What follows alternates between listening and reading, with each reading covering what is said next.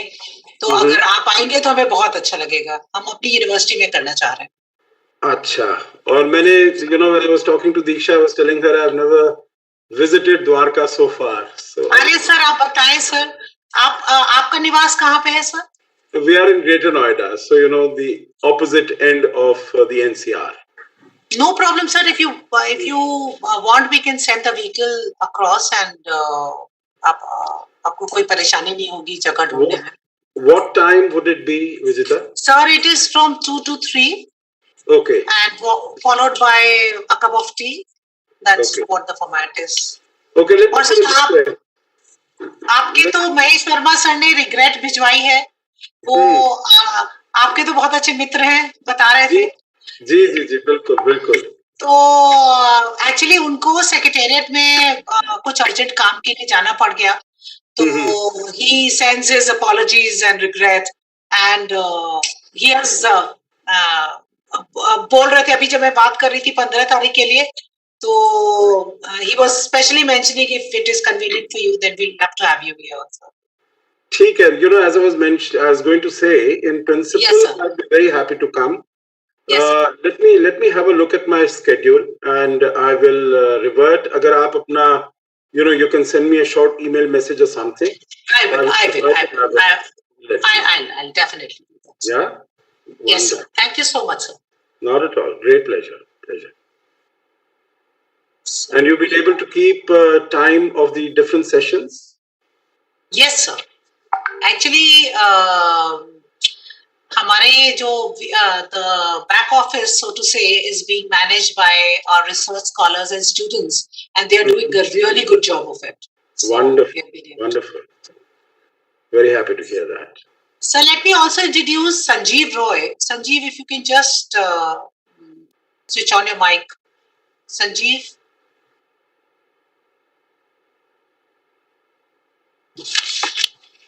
If you could just, sir, Sanjeev is also consultant with and a key expert. He's working with European Union. Incidentally, Sanjeev and I, we were together in University of London when we were doing our Erasmus Mundus program, which was European Research Masters in Lifelong Learning. So, Sanjeev, if you want to say a few words here. Good afternoon, Ambassador Ashok. I had a privilege of meeting you a couple of times. My wife is Tarika Roy, who was Director Central Europe in MEA. Oh, I see. Okay, small world. Yes, I think we have met now that I see you in full splendor and glory. Now I can recognize you a little bit. Yes. No, and Tarika always had a good words for you, because I remember first time when I saw you, I thought you are some European ambassador. And she did saying, no, he's from India. So you have met Sanjeev a couple of times in JNU, I think, if I can recall. Yeah, somewhere or the other. With Tarika, at some receptions also. Yes, sir. Possibly. At the maybe Central Asian ambassadors receptions or something. Right. Yeah. So wonderful. Lovely to catch up with you. And my best to Tarika. I hope she's doing well. Yes, sir. She's right now Joint Secretary with the Ministry of Social Justice. Okay, Social Justice Empowerment. Okay. So that's very satisfying, challenging. Attendee list में आते हैं. Attendee list में है sir. एक second hold कीजिए. हाँ. आप मुझे पार्टिसिपेशन को भेजिए. अटेंडी लिस्ट में है सर अभी. I can see my Vice Chancellor sir in attendee list. Can we invite him as a host? So here, please. Yes, ma'am. We will quickly. M. Jagdish Kumar sir is joined as attendee. Sure, ma'am. Sure.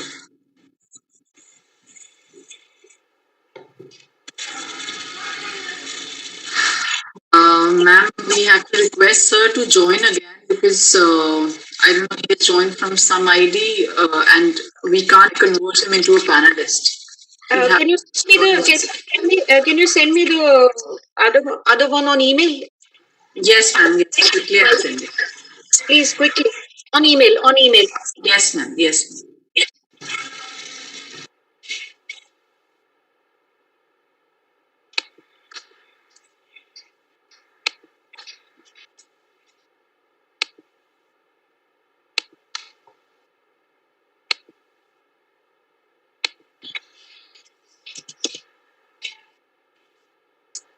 I can see Tanya, Miss Tanya also. Welcome.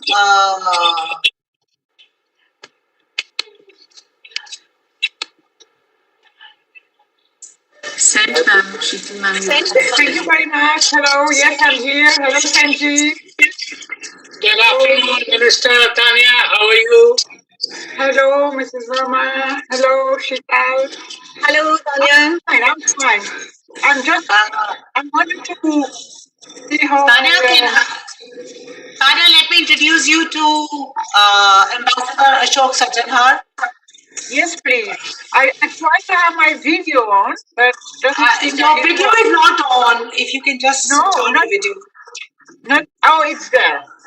Rest, please. Can you just switch off your mic? Mute yourself, please. Yes. So, this is Ambassador Ashok Sajjanhar, and he has he's Indian Foreign Services officer, and he has had a very good stint in various countries. And sir, this is Tanya Frederick, and she is heading EU education endeavor and very active. I have not had chance to meet her in person. We have been talking over videos for very long now.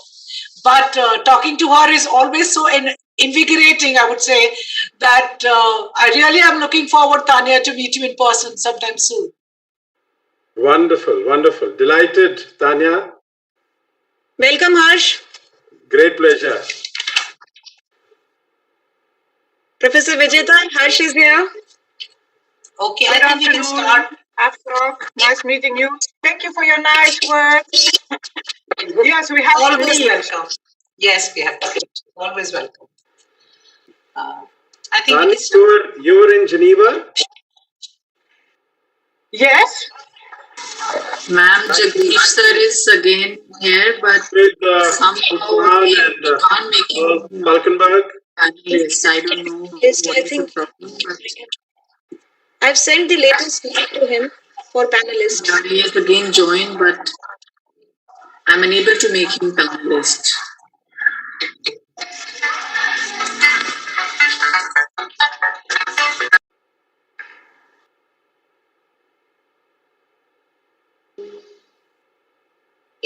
I'm sending the same email to him.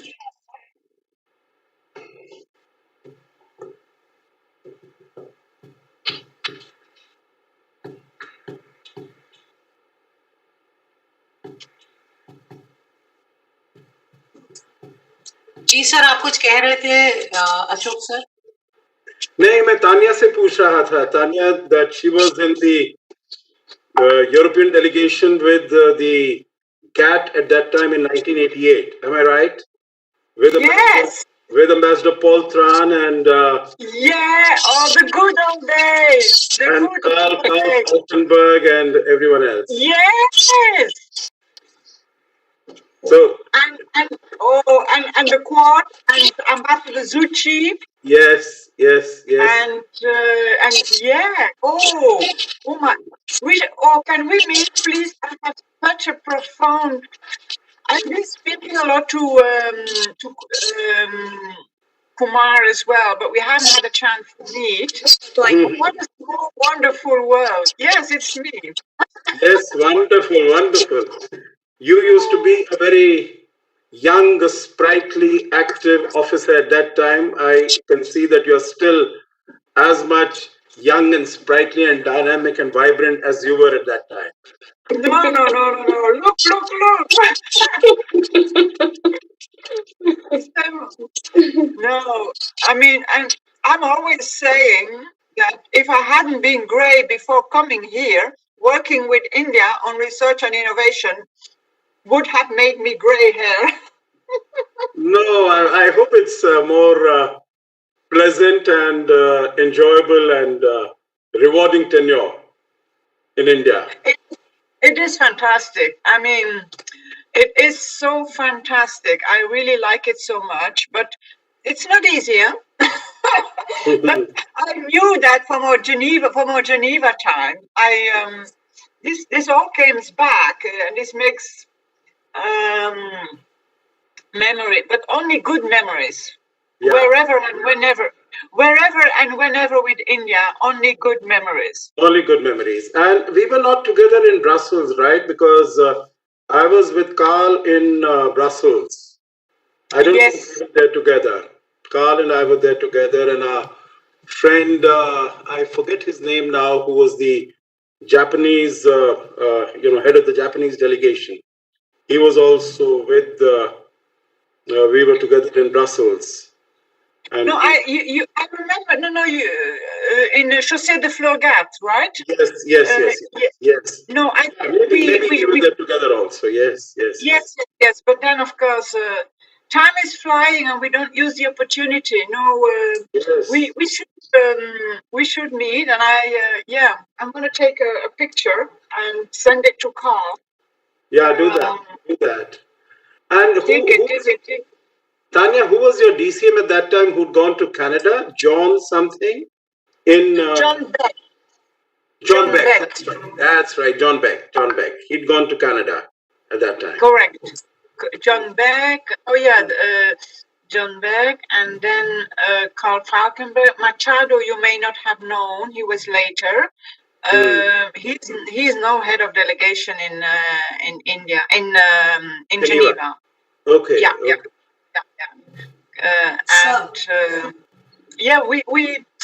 We catch up. And we must catch up.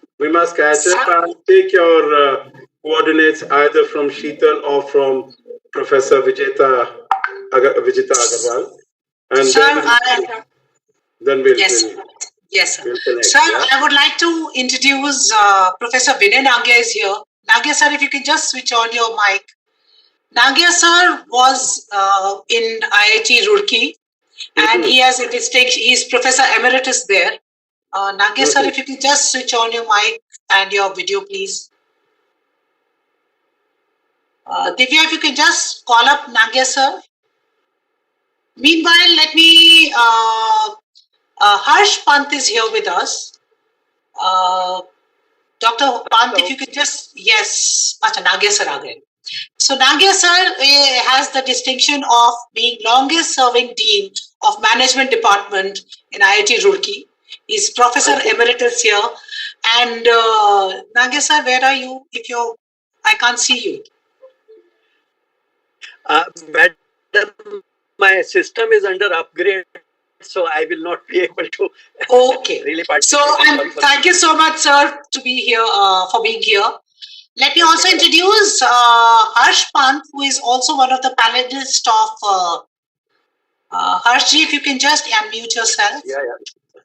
Yes. So Mr. Harsh Pant is with King's College, and he's into international relations. And Harsh, so I thought this is an opportunity to say hello to each other. To Ambassador Sajjanar.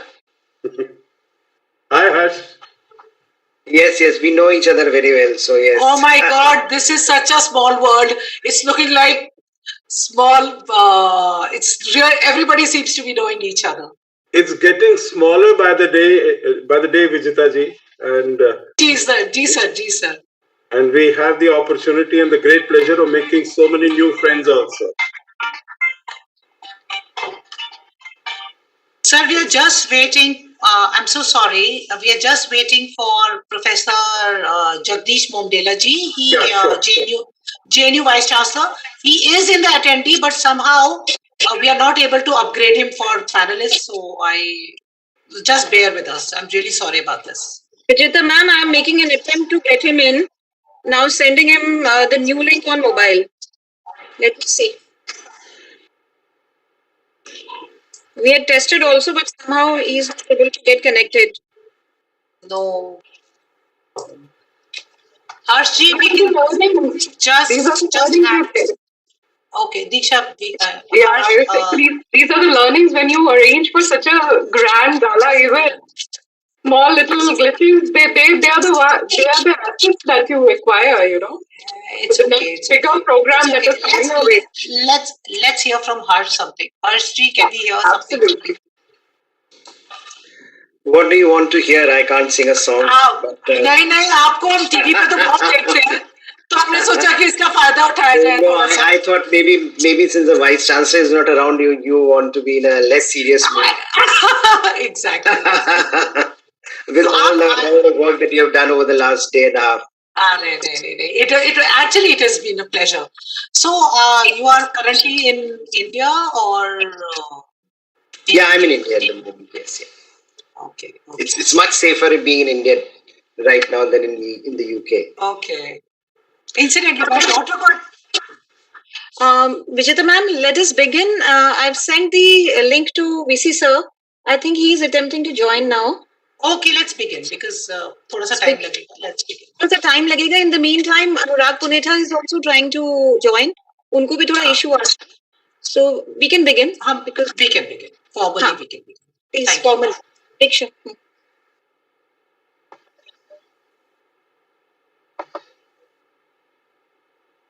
Okay, so good afternoon. Are you able to hear me? Perfect.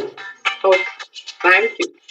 So, very good afternoon to you all. After rigorous discussions and deliberations on practically every topic ranging from social fabric of India and Europe, management practices, and their integration in EU and India, to various environmental applications in the use of green technology in India and Europe, I, Dr. GGSIPU, take this opportunity to welcome you all in the valedictory session of the 2 days Young Researchers International Conference 2021 on Global Dynamics and Emerging Trends, India and Europe. This magnificent event brought with itself synergy of two grand institutions which have similar yet equally different forte. The congregation was the amalgamation of two diverse establishments and brought in true reflection of the diversity that represents our country, India. Since diversity has become a key point of our reference and conference, I'm extremely privileged to introduce to you the diverse guests that join us today. Has Professor M. Jagdesh Kumar been able to join us?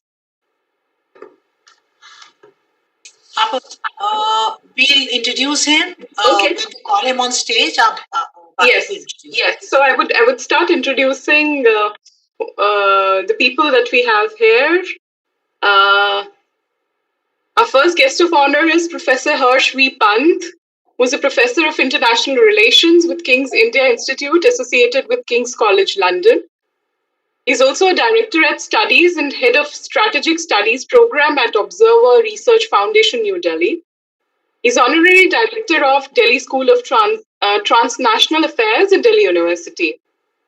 He's also been a visiting professor at the IIM Bangalore, a visiting fellow at the Center for the Advanced Study of India, University of Pennsylvania, visiting scholar at the Center for International Peace and Security Studies, McGill University, a visiting professor at BHU, Varanasi, and an emerging leader, fellow at the Australian India Institute, University of Melbourne. Professor Pant writes regularly for various Indian and international media outlets, including the Japan Times, the Wall Street Journal, the National, the Hindustan Times, and the Telegraph. We welcome you, sir. We also have Tanya Frederick. Do correct and excuse me, Tanya, if I've pronounced it incorrectly. Tanya is head of sector for research and innovation at the EU delegation to India. She started her assignment beginning September 2016 and was working in Brussels for the European Commission in the Directorate General on Research and Innovation and Department for International Cooperation. She was also responsible for cooperation with the Western Balkan countries and Turkey. Tanya has worked for more than 15 years on EU research and innovation policy while being member of the private office of European Commissioner for Research and Innovation from 1999 to 2004. She's also been with the EU delegation in Geneva, Switzerland, following the negotiations on GATS and the WTO. She's a lawyer by training and holds an LLM degree from University of Michigan. Then we have with us His Excellency Ashok Sajjanharji. Sir is a postgraduate in physics from Delhi University and a career diplomat. He has served as an ambassador of India to Kazakhstan, Sweden, and Latvia. He's also held several significant positions in Indian embassies in Washington, Moscow, Brussels, Geneva, Bangkok, Tehran, and Dhaka. He has been secretary of the National Foundation for Communal Harmony, an autonomous organization with the Ministry of Home Affairs, Government of India. He's currently the President, Institute of Global Studies, New Delhi, a distinguished fellow of Observer Research Foundation, and the member of various governing bodies, boards like Sanskriti Educational Foundation, Indian Institute of Law and Management, and several others. The laurels that he has are so much so that even if I read his brief CV, it'll take me half a day. Since I got a chance to speak to him personally, I loved how warmly he interacts with everyone and the positive vibes he generates. So I hereby extend a very, very warm welcome to all of you. And just in case if both the sirs have joined us, I could introduce them as well. Ashok ji has joined. Ashok sir is there. Anurag sir, has he also joined? Yes, he's here. Okay. Then a slight bit of detail of Anurag sir. Actually, he doesn't need any introduction. He's a very well-known face on Lok Sabha TV. He's a senior TV journalist and has been in this profession for the last 23 years. He started his career with Times of India, Hindustan Times, and later went on to join Z News, Sahara Samay, P7 News Channel, News Express, Live India, and Lok Sabha TV. He's been channel head in P7 News, editor of National Affairs in News Express, and editor of sports in Live India. His forte has been foreign affairs and defense. A very, very warm welcome to you, sir. We're really looking forward to hearing from you. Now, could we just start in case Professor Jagadish has joined in? Hello, sir. Anurag, sir. We couldn't interact. Earlier we had interactions with Harsh sir also. We could speak informally with Ashok sir also. Diksha, I'll start. Yeah. Good afternoon, everyone. JNU Vice Chancellor, Shri Professor Jagdish Kumarji, Ambassador Shri Ashok Sajjanharji, Ms. Tanya Frederick, Dr. Harsh V. Pant, Mr. Anurag Punita, Professor Vinay Nangia, who I can see in the panel, Mr. Sanjeev Roy, Professor Dhananjay Joshi, Dean Education, Director of the University, my dear colleagues and dear participants. Today, at this valedictory function of Young Researchers Conference 2021, Global Dynamics and Emerging Trends, India and Europe, I have great pleasure in welcoming dignitaries par excellence. This conference was organized by Directorate of International Affairs, Guru Gobind Singh Indraprasth University, in collaboration with Jo Monnet module under the framework of Erasmus Plus program of European Union being implemented at GNU. Guru Gobind Singh Indraprasth University was established by Government of NCT, Delhi. This is the largest state university in National Capital Territory of New Delhi. We have best-in-class infrastructure in academics, research credentials, and innovative pedagogical approaches.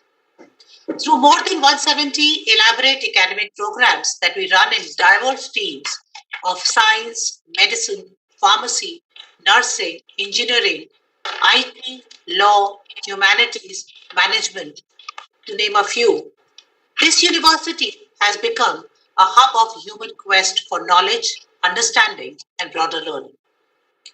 We provide an interdisciplinary learning environment to students with an innovative, professional, and value-based approach.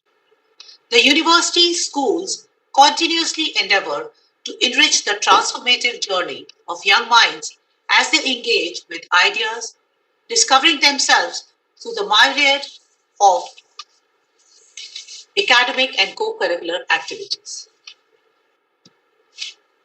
We nurture the mind and train the spirit, so to say.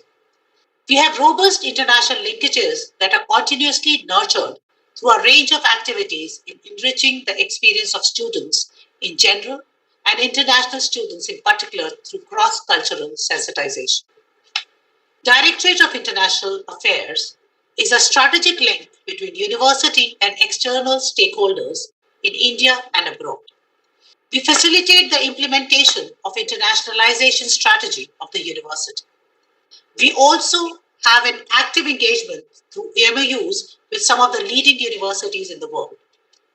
The International Affairs Office drives a focused effort aimed at delivering globally benchmarked academic research, student, faculty, and staff mobility, and promoting a culture of diversity across the university. The cross-cultural appreciation and experience is continuously enhanced by way of conferences, seminar, webinar, and loads of other activities in collaboration with organizations such as European Union, UNESCO, embassies, and partner universities in India and abroad. This conference is a step in the same journey where we have tried to bring some brilliant scholars to reflect on global dynamics and emerging trends in the context of India and Europe. This conference was organized in collaboration with Monnet module under the framework of Erasmus Plus program of European Union being implemented in JNU under the leadership of Dr. Sheetal Sharma. Now I call upon Dr. Sharma to present the conference report. Over to you, Dr. Sharma. Thank you. Thank you, Professor Vijita. Good afternoon to everyone. Namaskar to all. I'm so happy to attend this inaugural session, in this valedictory session. I'm so sorry. The fatigue is now coming on in my voice. I'm so happy to be part of this valedictory session. And my Vice Chancellor, Sir, Professor M. Jagdish Kumar, has been continuously trying to get connected. However, in the meantime, let me proceed with the conference report. The conference is an outcome of combining of efforts of two universities and fantastic faculty, which I have, met over some period of time. I would particularly like to thank GGSIPU for actually accepting my offer to organize YRC 21. Because in the past 2 years, I had organized YRC 18 and 19, but I could not do so because of pandemic last year, YRC 20. So right in the beginning of the year, we thought of the idea of organizing YRC 21. And why YRC? Because working under the framework of Erasmus activities, I am interested in promoting European studies in India, and what best can be other than involving young generation, young scholars and researchers into the ambit to explore more about global issues, European issues, and how do we connect various regions with one another. We had a fantastic journey since yesterday. We started with inaugural session. Some of you, the panelists and many of the attendees were there. But apprising you of the inaugural session, we had presence of His Excellency, Ambassador of the European Union to India, Astuto sir, who deliberated upon various aspects in which India and Europe converge and how they can collaborate and cooperate to work in the similar directions. We also had presence of Director General of ICCR, Shri Dinesh Patnaik ji, who also motivated young scholars in order to carry out research in the field of international relations, India-Europe, and how to see the things critically, not just praising something, but how to see beyond what is observable and how to identify issues and challenges and address them. We also had presence of Padma Shri Mahesh Verma ji, Honorable Vice Chancellor of Guru Gobind Singh Indraprasth University. And he also motivated students, although of course he was supposed to join the session valedictory as well. But somehow he could not make it, just like our Vice Chancellor. But then he also encouraged students, appreciated their work, appreciated the faculty at GGSIPU, which has taken initiative. And he also encouraged by saying that, yes, this is the need of the hour, that in the dynamic world, in the pandemic times, how do we keep connected, first of all, and then how we should actually substantively contribute towards developing research. Now, coming together of these two universities is the beginning only. Although, of course, we are at the last phase of our two-day conference, but the event was very bright. It generated a lot of debate, discussion. Some of the papers were fantastic. There were 4 technical sessions, if you permit me. We had decided to give 2 best papers. We have identified 2 best papers per session, and overall, the first 3 papers would be awarded a cash prize. Now, the first technical session was titled as Management Practices, Institutions and Policies, in which we had 6 papers, out of which Piyush is awarded the first prize and Manoj Aggarwal is awarded the second prize. They would get certificate of appreciation for the work that they have put in their papers. The second theme yesterday deliberated upon the theme Society, Politics, Culture in Contemporary Europe. And in this, Manish Verma has been given first prize and Lakshita Bhagat has been given second prize. On day 2, that is today, since morning we had 2 more sessions. The third technical session was Europe as Normative Power, in which Ishita Sharma has bagged first prize and Sakshi Nangia has bagged second prize. And in the last technical session, which was titled as Emerging Trends, which is also reverberating the theme of the conference, Nishita Narwal has got first prize and Yashika Chakravarti has got second prize. And I'll wait for some time in order to announce the best 3, which will get a gift like this and a certificate of appreciation also. And we also have cash prizes for them. And I would also like to once again put this on notice to freeze the moment. We have made this memento as token of appreciation for all the participants and paper presenters. And now we are at the valedictory session. The honorable panelists of the session have already been introduced to you. I'm going to provide, nothing more to you other than what is there in front of you.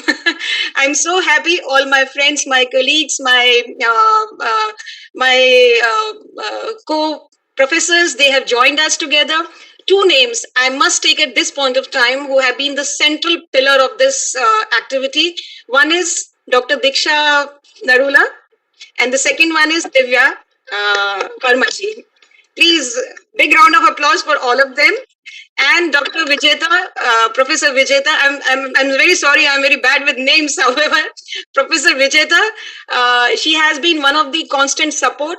Although, of course, I'm sounding like giving vote of thanks right now, but let me come out with this because they actually need a proper mention at appropriate point of time.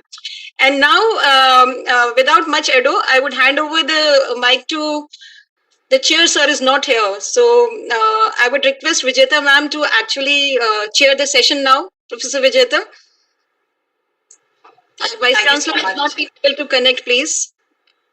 Thank you so much, Sheetal ji. And first of all, we all are together in this. So really, you did not need to mention all of this together. Just give me a moment. You just got me.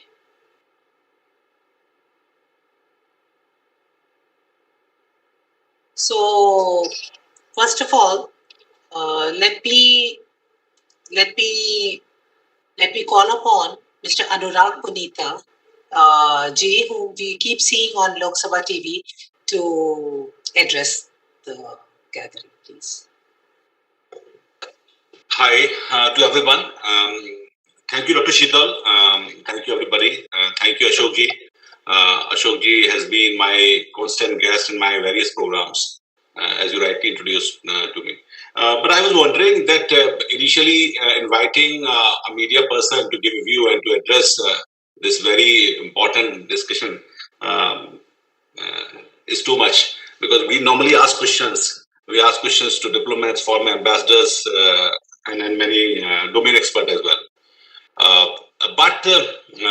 Well, on the subject of this global dynamics and emerging trends, India and Asia, we know that the world at large is trying to figure out new world order in post-COVID pandemic scenario.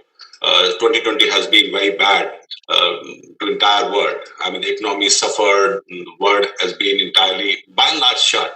Where there is no superpower, though there is no real superpower.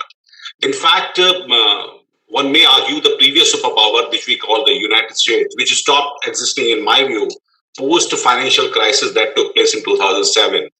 Since last 7 years, there has been a kind of tussle between US, Russia, and China to take over the mantle of being the superpower. So US, by and large, has been engrossed in its own domestic realities. And somehow sensing this, China tried to grab as much as space as possible through its various tactics, currency diplomacy, slimy slicing, and other tactics as well. But somehow I believe that since last 1 year or 1.5 years, we can say, the COVID-19 crisis that started dented China's chances, exposed China to unimaginable distrust throughout the world. Which I hope in coming years and coming months, Beijing would find difficult to cover up despite its money might.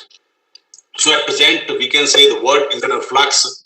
I mean, you have on one hand old power, which is America, which is US, which has remained kind of absent since last almost 4 years when Donald Trump was the president. And the new power which has emerged and which is emerging and trying to emerge has been quite irresponsible and has put the entire world in this position that we are facing. And this has somehow forced many countries to realize a greater coherence between like-minded countries, especially countries in the blocks as well. And if you talk about the India and UAE, I mean, we can say somehow that there's been an effort to somehow revitalize the relations, especially the blocks and unions. In fact, we heard quite a lot about the Quad as well. Indo-Pacific pivot policies are gaining tractions by many countries, especially all these countries are giving much importance to these. At large is somehow sensing the danger posed by China, and these platforms and these blocks are getting traction. And the pandemic, in my sense, is the first global crisis where the new world is replacing the older order. And it gives an opportunity to India and EU to rework on some of the hiccups in existing relations. And I mean, there has been a very interesting denotation and the nomenclature about the relation between EU and India, which I read some times back. The relation between EU and India has been a kind of a loveless arranged marriage. I mean, there was a marriage, but that was a loveless arranged marriage. And I don't know how far this would be true as far as my other panelists are concerned. But we know the relations between India and UAE, which are defined in 1994 EU-India Cooperation Agreement. And the EU in India is the largest trading partner with more than 12% of India's overall trade ahead of China and US as well. So it has been happening despite India and European Union, which have been trying to seal the free trade deal as well since 2007, which is not happening. But despite that, there are chances, and it's time to bury the hatchet when the image of India is emerging as a global power, global economic power, and probably the military power as well. And this impression has been widely held by the many countries. And on the other hand, the European Union is also seeking to become a global power, both in terms of the economic power as well as the military power as well.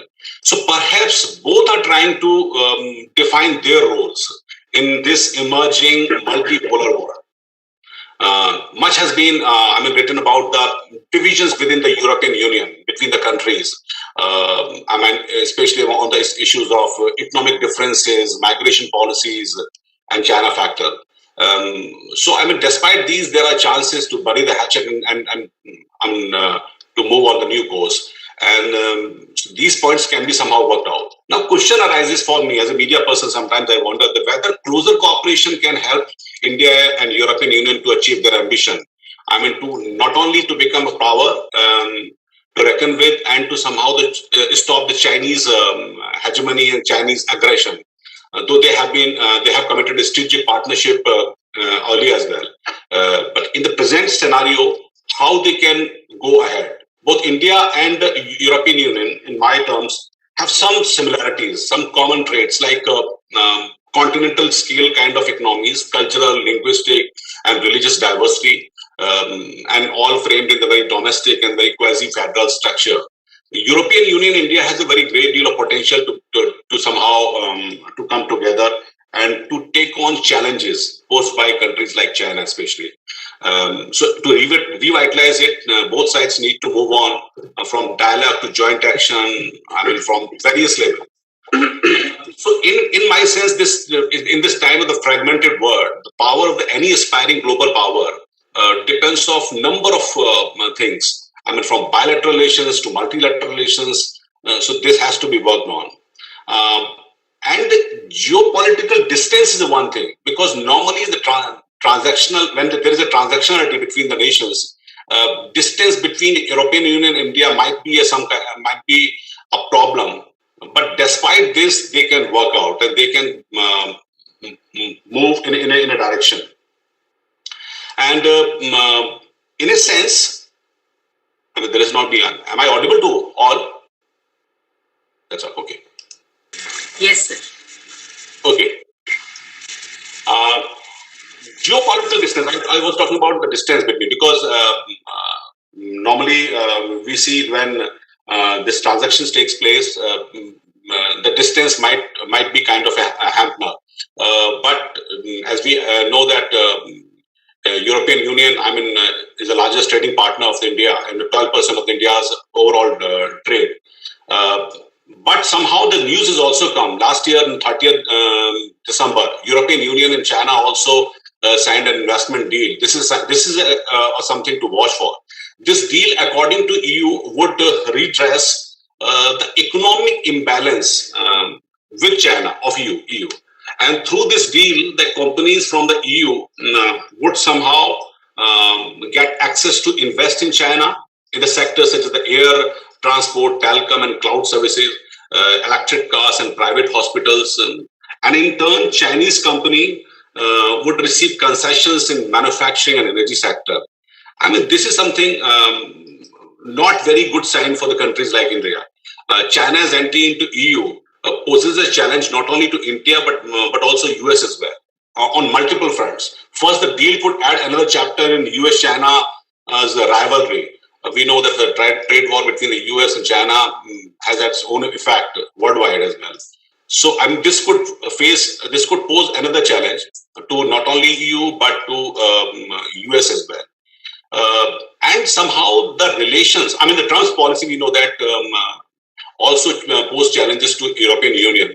China's entry into EU will further complicate things for not only US but to the entire world as well. Second, the relation between EU and US also deteriorated during last year's, during Trump's tenure especially.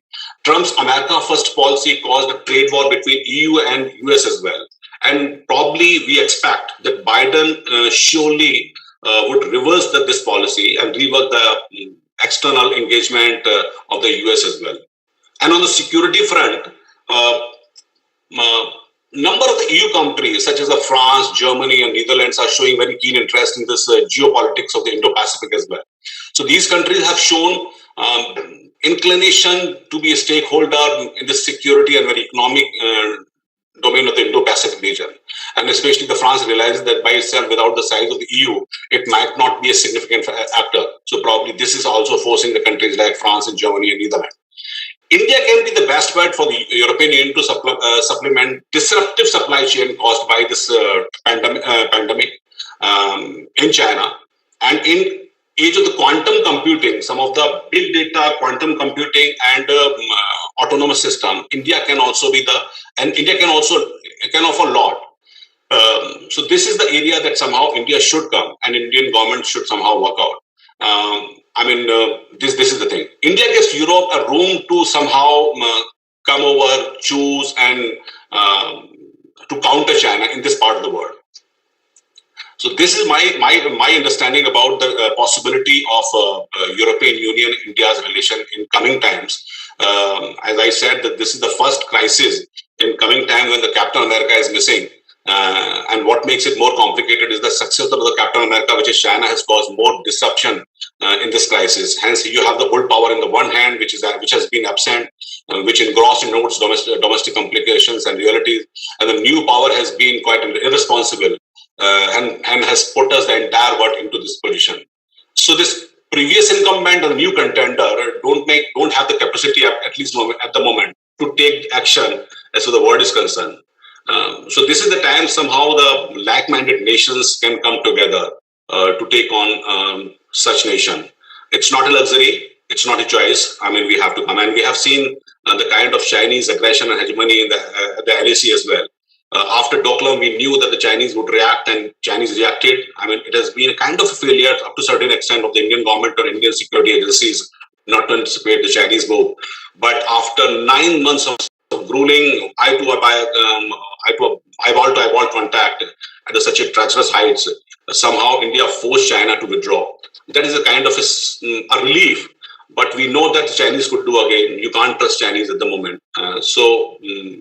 It's very important that the European Union and China and India should somehow bury the nitty-gritties, some of the niggling problems, and can come together to take on these countries like China.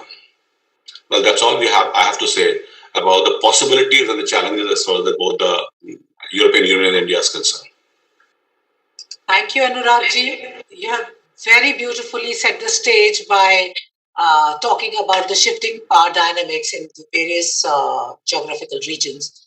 And who better to take this discussion forward, an international relations expert. Now I call upon Professor Harsh Pant to deliberate on the issues and take this discussion forward. Over to you, Harsh.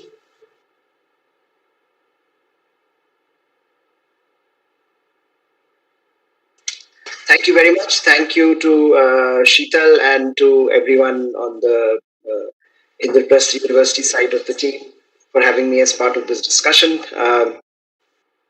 I think, on as far as the topic is concerned, global dynamics and emerging trends in India-Europe relations, of course, you have had a 1.5 day of discussion already. So a lot of the things, a lot of the empirical details would be out in the for everyone to consider already. I will take slightly different. I will situate my argument slightly differently, given that I'm also a teacher, and a lot of the students here are working in various capacities, or would be working in various institutions, in various departments. So hopefully this would be what I say might be more related to what they are studying and how to think about more analytically about this question of India-Europe, or perhaps a part of international relations itself. But first, I would like to just say how important it is, which I think a point that was made by Sheetal, how important it is to make young researchers part of this endeavor. Any bilateral relationship can only survive if it has stakeholders, in particular the stakeholders, young stakeholders involved. And one of the problems that we have faced in the past, and especially when it comes to India-Europe relations, is that we seem not to have that kind of an engagement from young students as part of India-Europe relationship. If you look at the dynamic, if you look at the vitality of Indo-American relationship, for example, it's driven in part by by various stakeholders, including the youth that drive a particular relationship. And I have often felt that that Europe has been missing in action on that front by not being able to widen the stakeholder involvement. And it's wonderful to see that happening now, because unless we bring in new stakeholders into the conversation, unless young researchers, young thinkers are part of this conversation, I don't think the sustainability of any such relationship can be taken seriously. And that's, I think, a very important move from various quarters today. That is from this platform. And as Sheetal said, she has been doing this Young Researchers Forum for a while. So the more young researchers join this, I think the better it is, not only for India's understanding of Europe and Europe's understanding of India, but also in terms of Indo-European relationship and the heft possibly that it can provide. Now, I'm sure as the conference report pointed out, you have deliberated on a number of aspects of the relationship. Anurag also pointed out a few aspects of the relationship. My submission to you as young scholars would be, that as young scholars, what you are trying to basically do is also trying to figure out how to say things beyond the obvious.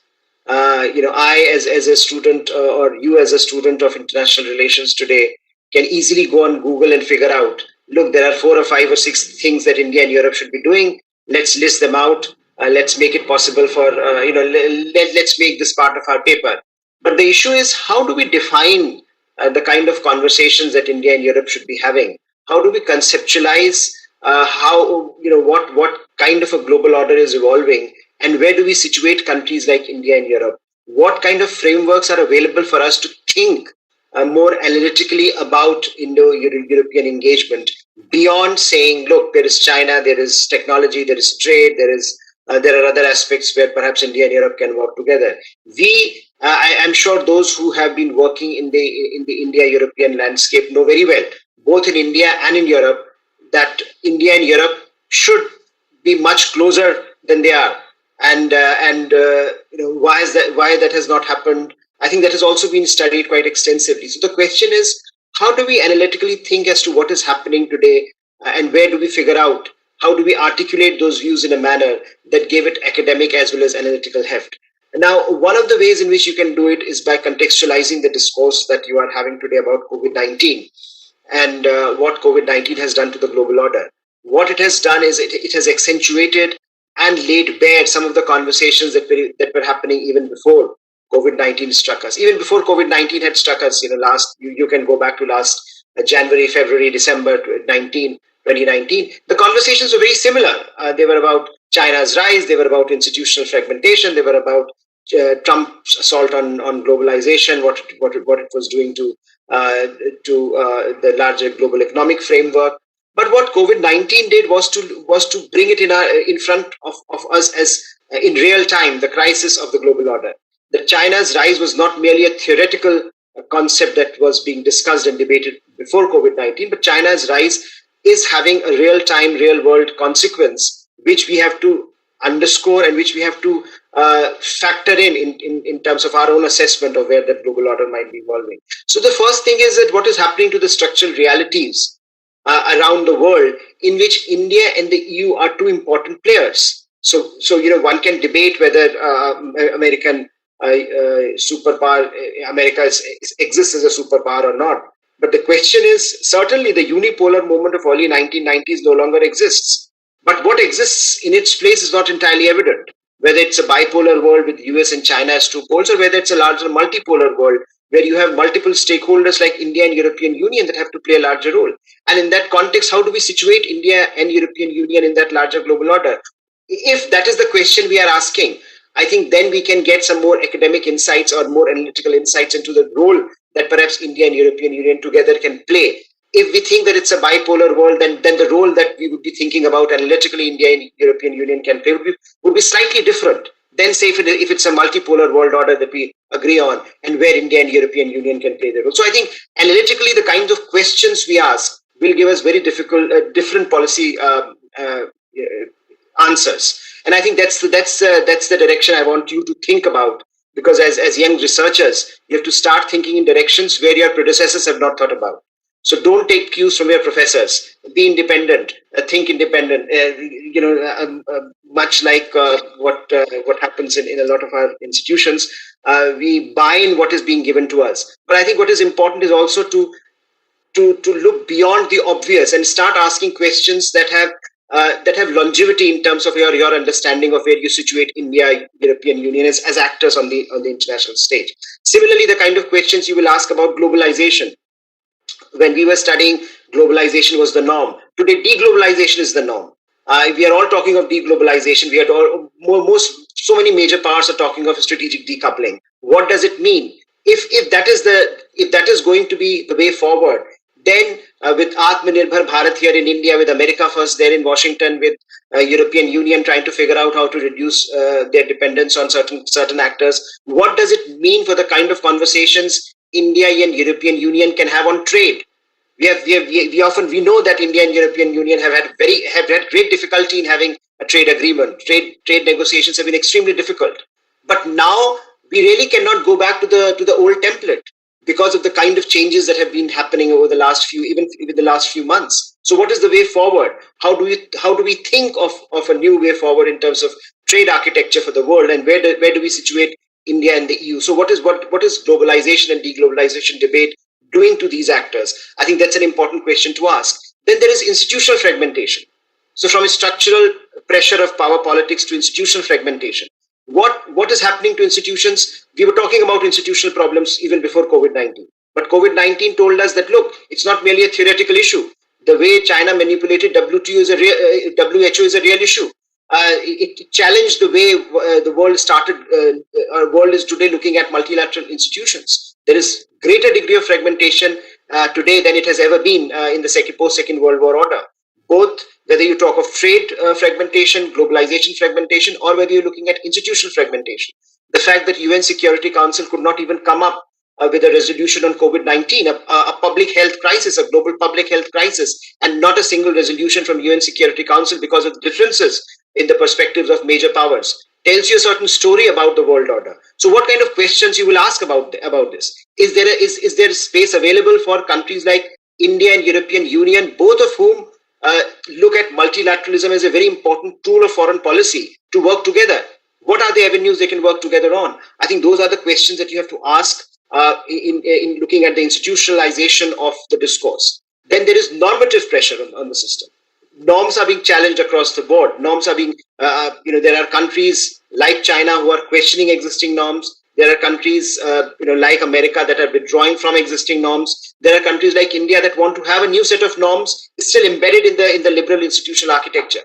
So what kind of normative discussions India and European Union can have? After all, European Union at one point in time, or still is a very formidable normative power. Its whole identity was based on this idea.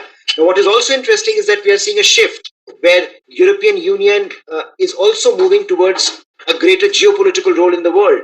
It's trying to define itself as a geopolitical actor.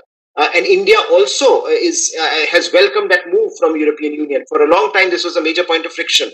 Indians used to say, "Oh, European Union is all normative. We don't very rarely see European Union as a geopolitical player." Now that European Union and some of its countries within European Union are looking at a larger geopolitical role, then what are there avenues where the two countries can really, where the two entities can work together? I think those are the questions about the larger normative aspect which exists in the world. So when you look at India-EU relationship today, and I'm glad that some of the sessions you had were about management and culture and then society, because I think those are the issues that at the end of the day should and will drive the relationship forward. And the older constructs, the older realities, the power relationships will exist. They've always existed, but the rapidity of the change, the scale and scope of the change will force you and should force you to ask some more fundamental questions than perhaps we are asking or writing about. And given that the flux in the system from structural to the multilateral is so huge that I think we live in, as the Chinese like to say, we live in very interesting times, and therefore the questions can be even more interesting that you ask. So as you take forward your journey as young scholars and under the very able leadership from JNU and the First University, I think the main focus should be what are the challenges that the global order is facing, and what sort of questions as responsible stakeholders in that global order we need to ask. As researchers, as academics, we should not be in the business of trying to provide answers to every question. If we just ask right questions, I think we have done the job. The rest is for people like Ambassador Sajjanhar to do. But we can only ask interesting and important questions, and Ambassador Sajjanhar can provide us the answers. Thank you very much. Thank you, Harshi. Address like a true academician. And I really liked the way your idea about strategic decoupling and asking the right questions. And also when you said that we need to define and reconceptualize the changing world order. It's very important when the world is shifting so dynamically. All the countries, we need to find our place in the hierarchy, which is very, very important. And after Harshji, I would like to call upon Ms. Tanya Frederick, who is Head of Research and Innovation, European Delegation to India, to kindly give her speech as guest of honor. Good afternoon, Vijita. Can you hear me? Yes, we can. Yes, we can. Distinguished guests that spoke before me, first of all, thank you very much for associating me to this excellent event. Excellent because it is focusing on the young people. That is the future. The future is no longer Professor Shock or me, but still we are happy and very privileged to be among you. Secondly, congratulations also with what I have heard. I was there, I hooked on yesterday and this morning, and I was very interested and impressed with the drive of the young students, researchers at the university and their presentations. So I'll be very eager to see what comes out of this pre-selection of 8 papers. Many that were pre-selected, I also felt extremely good. But more important is what I want to share with you is where are we at EU-India relations? What are the and what are the emerging trends? I mean, we can, let's say something that we can't say enough, but COVID-19, the pandemic, to begin with, has really shown the important role of research and innovation. It has been important. We have said it before, but I think we have all realized it now, how important it is. Point one. So please, to the many attendees this afternoon, be privileged, feel privileged that you study, that you can study, and that you can go into research. We need you for not only the future, but today, to make that shift that we all are in to happen. Secondly, I think what we have also seen is that we should not work in isolation.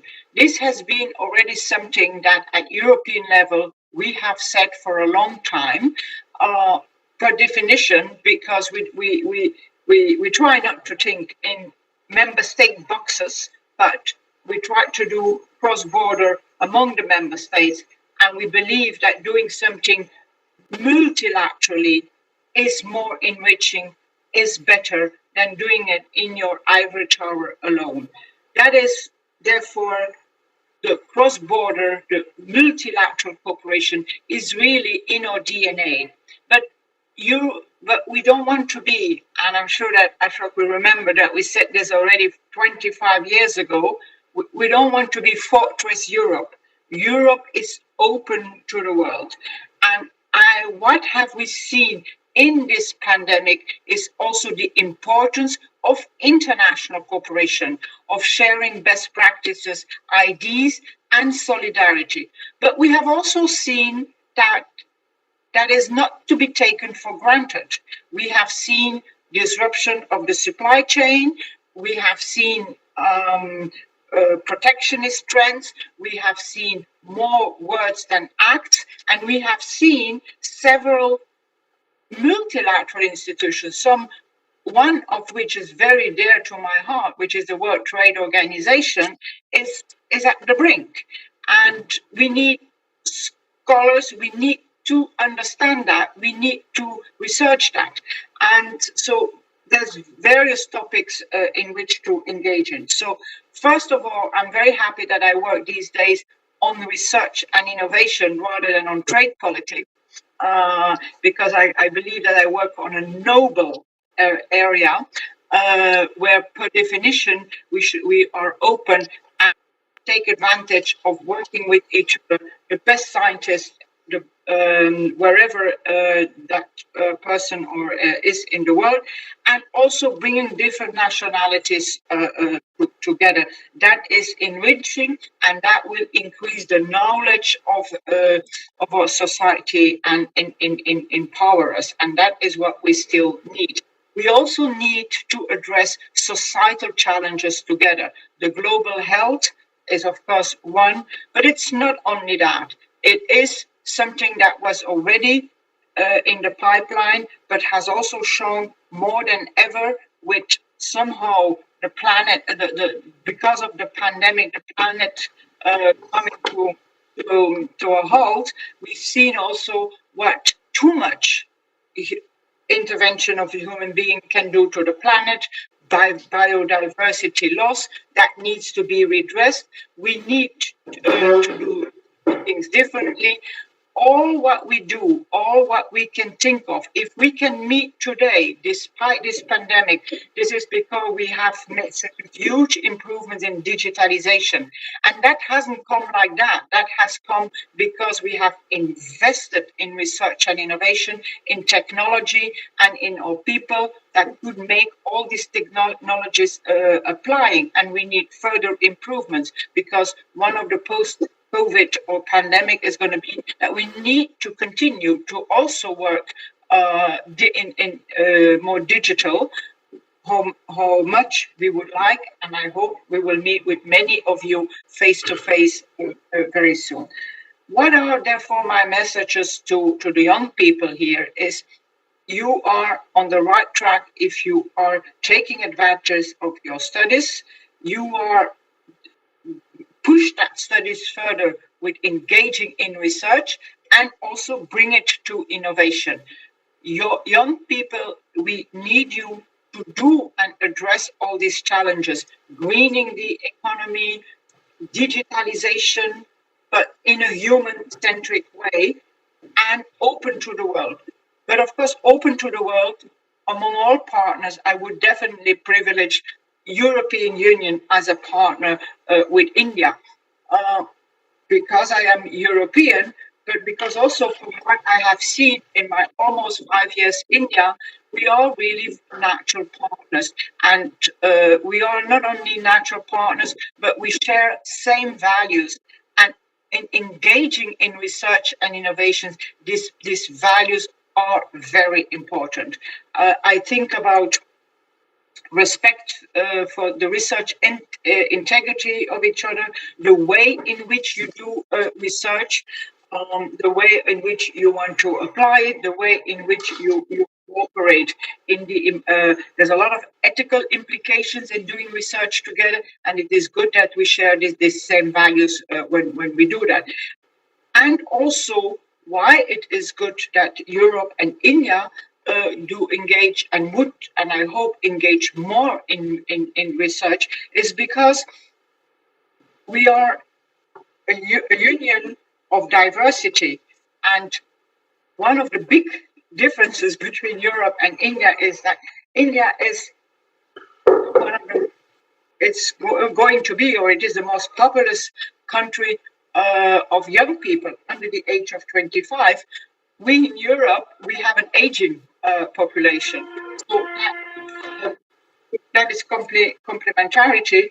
But at the same time, also before, we have already invested more in research. So we have already a lot of technologies at home that could be used here in India to speed up certain of the challenges that we face in India. And what India faces is also the world and the global challenge. So I hope that we can engage more in research and innovation between Europe and India, precisely to transfer that technology, but not just dump that technology in India. It has to be made adaptable and affordable. Again, that is doing it together.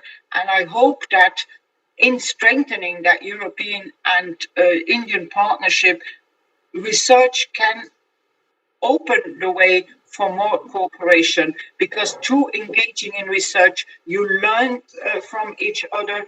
You also not learn to understand each other, which is it's key importance for principles as solidarity, as respect for each other. But you also learn about the needs of a country, the market access. If we want to see it in a more commercial way, you learn to see what are the market access needs, opportunities, or deployment possibilities.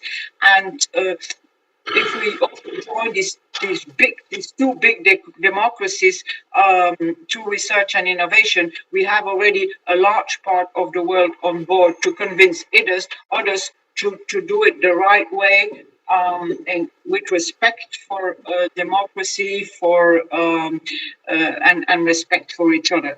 Now, focusing on the other dimension of the conference, and that is the emerging trends, I would say do not all become a vanologist now, although that is very tempting. But we need researchers really.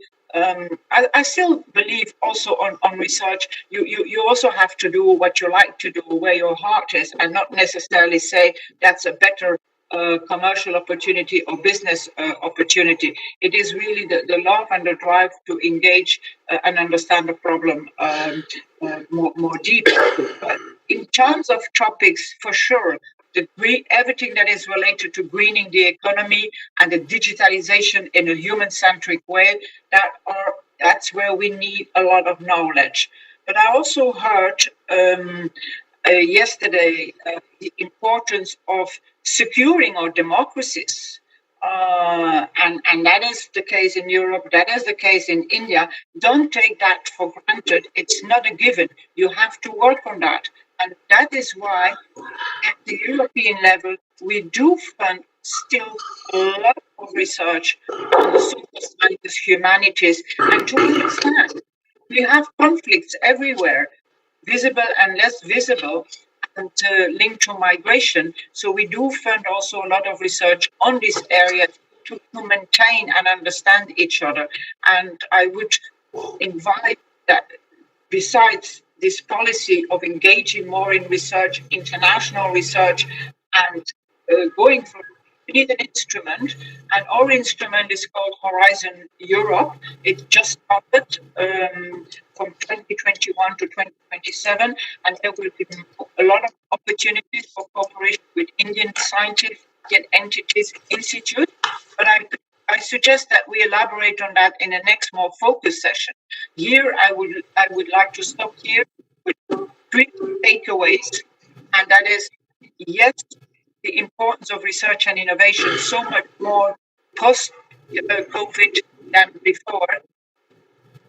It's very important to engage internationally, and the doors of Europe are open to do it together with India because we share the same values, and that facilitates the work and also valorizes for the well-being of our planet. Thank you very much. Thank you very much, Tanya. When you talked about Fortress Europe, I was studying in 1991, and EU was coming together. This was the thing which we all discussed in our international business classes, that what is it going to be Fortress Europe? And now after almost 30 years, we see that you're talking about importance of collaborative research and EU and India being natural partners. So it was really very nice. And I really liked when you, and I really appreciate actually, when you talk that democracies are not given. We have to work towards securing of the democracies also. And also, we'll be shortly, as we were already discussing, we will be shortly having a EU day in GGSIPU University, and then we'll get to hear from you more. And now I have an honor of inviting Ambassador Ashok Sajanharji to give his keynote address. Over to you, sir. Very well. Thank you very much, Madam Chair, Professor Vijita Aggarwal, for this very kind invitation. And of course, my deep gratitude also goes to my good friend Sheetal, Professor Sheetal Sharma, to invite me to this concluding session of this very significant two-day webinar on India-EU relations, of course, in the background of the global dynamics and emerging trends. Let me first of all extend my warmest congratulations and heartfelt felicitations to all those who have been involved in putting this important conference together. Professor Sheetal Sharma, Professor Vijita Aggarwal, Professor Diksha Katyal, Dr. Divya Verma, and all your teams. And I congratulate you also for selecting the subject, which is very important, and I'll speak on that briefly. I'm, of course, also delighted, in addition to making some new friends, Professor Vijita, Diksha, and others, to see several of my old good friends on this panel, Professor Harsh Pant, Shri Anurag Punita, again, as both he and Sheetal mentioned, we've been together on several of his programs, and it's always been a great pleasure. And it was a pleasure listening to him today also, Anurag. You spoke extremely well. Particularly happy to see you, Tanya, here. I think after so many years, when we were together in Geneva in the late 80s and early 90s, Vijita ji, you mentioned about 91 Treaty of Maastricht, European Union, we were speaking about that, Fortress Europe, we were talking about that. So I think we might have been in different geographical spaces, but I think our minds were being occupied by similar thoughts and similar ideas. And today also we are here on this platform, and we are sharing views and thoughts and seeing how we can all travel together. I'm going to be one of the last speakers, and as all of us realize, the disadvantage of being being in this position is that much of what really needs to be said has been said. But I look upon the positive aspect, the advantage of it, which is that I can be short, and I would like to flag some of the important and most vital issues that I feel we need to pursue. So Sheetal has given me about 20 minutes to speak, so I will limit my presentation in that. You have heard the point of view of a media person, of a scholar, of an academic, of a research and innovation promoter. I will speak to you from the perspective of a practitioner, because that is what I have been, and what are the nuts and bolts of in terms of foreign policy, and how do we look at it, how do we look at these things, and how do we would like to take them forward. So I don't think that I'm sharing any secret that EU unfortunately does not enjoy the traction and excitement that some other strategic partners of India do, like for instance the United States, China, Pakistan, Afghanistan, or for that matter even ASEAN and Japan, and some of the others. This came to me very, very vividly when I returned a few years ago from my tenure as Ambassador of India to Sweden and Latvia. And I think the fact that we are discussing it here today is definitely going to be a shot in the arm for making studies of EU and India-EU partnership more popular, particularly amongst our youngsters. And I have felt in all the countries that I have been posted, whether it's been Central Asia, whether it has been Europe, whether it has been East Asia, that we need to develop a team of young scholars in those countries as well as in India to look very keenly and in a focused manner to those countries. Then only relations can really grow and improve. So I am happy that this conference will have its own fallout, and more research scholars will focus on Europe and India-EU partnership. Now, coming to you, both are as it has been mentioned, both are the world's largest democracies. These are the largest democratic spaces, India with about 1.3 billion plus people, and the European Union after Brexit with about 450 million people. They are natural allies, they are natural partners. They have similar values of democracy, rule of law, freedom of speech, freedom of religion, open economies, India is the largest, India's largest trading partner is the European Union. The largest investor in India is Europe. So they should in fact be working actively together to shape the contours of the global order. But that unfortunately is not happening. Now, about 10 years ago, we could have said that it is very desirable for both India and Europe to work together. Today, I would say that it is imperative, it is necessary.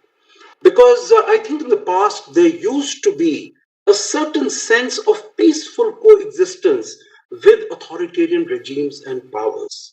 Today, one of those powers has become particularly belligerent and aggressive. Of course, it is not happening only today, it was visible quite some time ago, but I think the last 1 year, particularly since we are talking about the global dynamics and emerging trends, over the last 1 year, the focus is on that.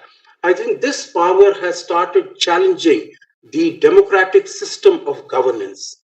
It has been spreading the narrative that the authoritarian system that it is following is superior, is successful, and that the democratic system of governance has failed. So, as I mentioned briefly earlier, at this moment, we have no choice. We have to push back against this narrative and this behemoth, which is rapidly making inroads to emerge as a hegemon, not only in Asia, but in the world. Let me spend just a couple of minutes on to look at the changes that have been witnessed in the world, in not only in Asia, globally, over the last few years, particularly over the last 1 year or so. These have been trends that have been visible, that have been evident earlier also, but of course they have got accelerated as far as after the advent of the COVID-19 pandemic is concerned. First, let me say a few things about China. Now, of course, we are all aware as to how there's been a remarkable economic growth and rise since the 1970s. We are aware of the manner in which after 2008, China's assertiveness has been growing. We have seen in 2009, whether it is in the South China Sea, you had the drawing of the 9-line, the advent of Xi Jinping in 2012, advent of the Belt and Road Initiative in 2013, and the fact that in 2015, the Chinese president, he made a promise to the US president that there's going to be no militarization of the South China Sea. 2016, we had the Permanent Court of Arbitration Award that was thrown into the dustbin, and China has continued to become not only more assertive but more aggressive and belligerent over this last few years. This has seen a particular strengthening of its intent has become very, very clear. Earlier, it used to be thought, it used to be discussed and debated. Is China's rise going to be peaceful or not?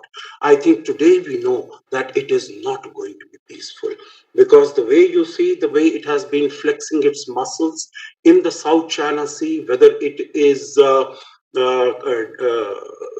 crashing against one of the fishing trawlers of the Vietnamese and killing some of the fishermen there, or it is chasing some of the vessels of exploration vessels of Malaysia, or against Philippines, or against some of the other countries in that region.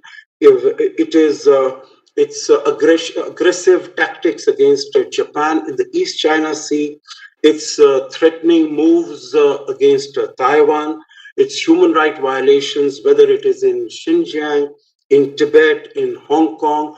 There are international global agreements as far as Hong Kong is concerned, but all of them again have been torn up and thrown away.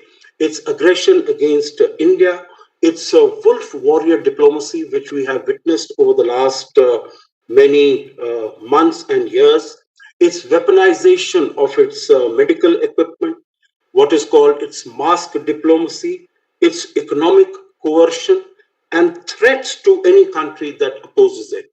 I think all of us are aware about the 14-point charter of demands that China had given to Australia that you have to make these changes in your domestic policy if you want to improve relations with China. And if you don't do that, then all the barriers to trade, whether it was export of wine or beef or barley, or tourist inflows into Australia, or student inflows into Australia, all of that will stop.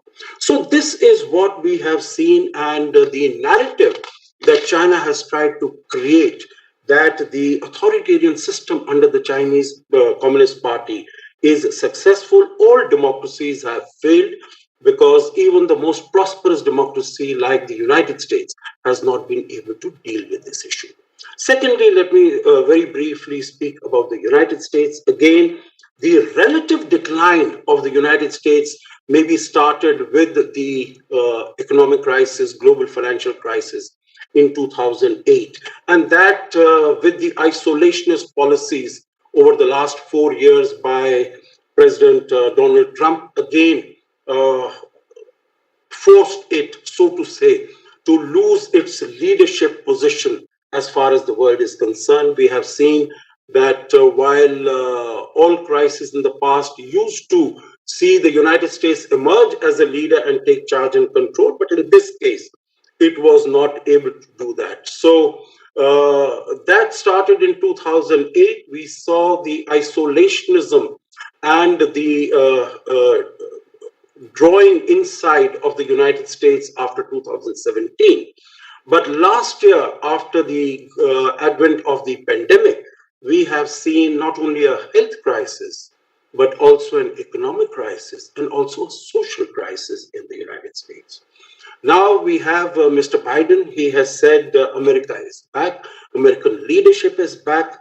They will be more multilateral in their approach, join the Paris Climate Change Accord, joined the WHO, said that they are going to work actively as far as the WTO is concerned. So I think these are good omens, and we need to factor them in. And I have always maintained that notwithstanding the fact that there might be relative decline in US, it definitely cannot be written off. It is still the world's largest economy, $24 trillion. It is still the base of innovation, most powerful, most influential, and in technology, it is still is in the vanguard. So the United States has a very important role, and as it starts strengthening the transatlantic alliance, I think that will bode very well. In addition to that, there have been other changes. There has been the rise of nationalism that we have seen. Again, that has got accentuated as a result of the pandemic. There has been decline of multilateralism. Others have spoken about it. I will not dwell more on that. There has been rise of unilateralism, and there has been decline of globalization. As I said, all these trends were available earlier also, but they have got sharpened as a result of what happened last year. So now I come to Europe and India. What is it that we can do together? Where is it that we can collaborate? We need to collaborate. What should be the focus areas? And I'll spend about 10 minutes or so that I have on that. The first aspect that we need to really work together on is, in my view, trade and investment. I was in Brussels at the time when we launched the BTIA, what is known as the Bilateral Trade and Investment Agreement. And it was at the Helsinki conference, Helsinki Summit. And at that time, Dr. Manmohan Singh had said that let us put a target of 2 years to complete the negotiations. I think many negotiators said that it is too short a time. He said it is good to be ambitious. Now, 2007 till 2021, we still see we are going nowhere. We had the last negotiations in 2013. After that, we have not even had negotiations on this because we found our positions are too far apart. But that having been said, I think I can see a silver lining in the dark clouds. I think the summit last year in July, in my view, has given a strong impetus to this. Because what it has decided is that we will set up a ministerial level committee, high level committee, which is going to discuss this issue. Now, it should have met earlier, but I understand that because of the change And Tanya, you would know it better that we had first the EU Trade Commissioner, the new Trade Commissioner, Phil Hogan, he had to leave. Then we had Valdis Dombrovskis, the Prime Minister from Latvia, whom I knew quite well during my tenure there. He has taken over. And with Mr. Piyush Goyal and Valdis Dombrovskis, they have met in February, and they have decided to take the matter forward. They are going to meet again once before the summit takes place on the 8th of May in Portugal. I think just one comment about this summit.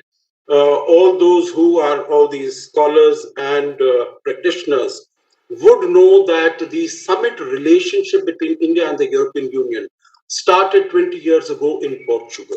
And if it goes back again, and hopefully on the 8th of May, things will be so comfortable, people would be able to travel, and the Prime Minister will be able to travel and go to Portugal and meet all the 27 heads of state and government of the European Union in Portugal. I think that is going to provide a very strong impetus in this area, as also, in my view, in other areas. So trade and investment is important, needs to be given priority. That having been said, I think we also need to keep in mind that the issues that dominated our discussion at that time, they are no longer the same. Earlier, it used to be things like, of course, Mode 4 in terms of movement of our people on temporary visas to go to Europe and to work there. The main opponent of that was the United Kingdom. That is out of EU now. So hopefully on that aspect, things might be a little easier. But then there were other things like export of automobiles to India, export of wines and alcoholic beverages to India.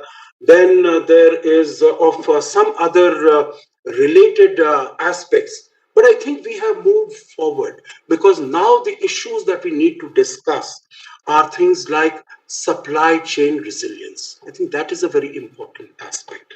We need to discuss technical standards, because we see that China is occupying the leadership in many UN agencies where technical standards might be set. So we need to work together on that. On high technology, whether it is AI, whether it is 5G, those are areas where we really need to work together. On data privacy, I think this is something that we really need to come together, because there are other conversations taking place elsewhere, like in United States and Japan, and their views are quite opposed to the views that the European Union has and that India has. So I think we need to strengthen our dialogue as far as data security and data privacy is concerned. So lots of issues to discuss in taking this trade and investment. And the last point here is that there is a possibility of a mini trade deal. Look at what are the low-hanging fruits and try to harvest that, have an early harvest. And I think that is a possibility, but it will really depend upon the European Union, because I can understand that they have a huge challenge. They have 27 countries, and they have to bring each and every one of them on board. Second aspect that I would like to mention is multilateralism. Again, that has been mentioned by some of the speakers, so I will not go into very many details, except that both India and European Union have spoken about effective multilateralism or reformed multilateralism, because the multilateral organizations need to be reformed after 75 years of the existence of the United Nations. As Prime Minister Modi has said, that there is a crisis of confidence, because the United Nations is still dealing with the same instrumentalities that were created 75 years ago, when the situations were very, very different from what they are today.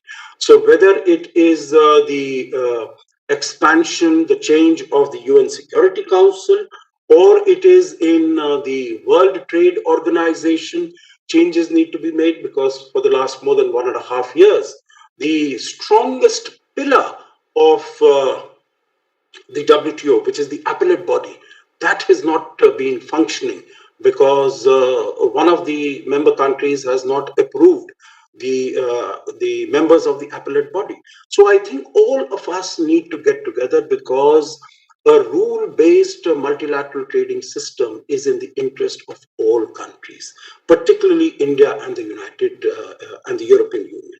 So we need to work there also. As far as the WHO is concerned, we have seen how it has been manipulated.